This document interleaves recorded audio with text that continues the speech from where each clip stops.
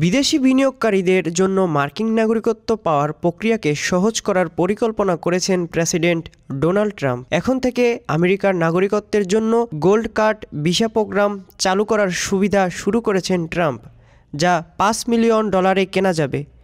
এক প্রতিবেদনে ব্রিটিশ সংবাদ সংস্থা রয়টার্স এ তথ্য জানায়। প্রতিবেদনে বলা হয়, স্থানীয় সময় মঙ্গলবার 25 ফেব্রুয়ারি এ সংক্রান্ত নির্বাহী আদেশে সই করেছেন ট্রাম্প। এক বিবৃতিতে সাংবাদিকদের ট্রাম্প বলেন যে তিনি ইবি পাস অভিবাসী বিনিয়োগকারী ভিসা প্রোগ্রামের পরিবর্তে একটি গোল্ড কার্ড চালু করবেন।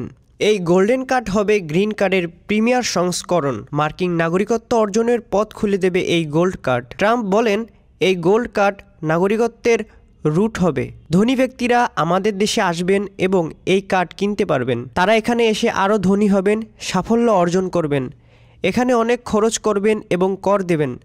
আমাদের অনেক নাগরিকদের কর্মসংস্থান তৈরি করে দেবেন। তিনি জানান, আগামী 2 সপ্তাহের মধ্যে এই প্রকল্প চালু হয়ে যাবে। এদিকে ঠিক কিভাবে এই প্রকল্প চলবে তা স্পষ্ট করেননি তিনি। ডেস্ক রিপোর্ট, আজ বার্তা, ঢাকা।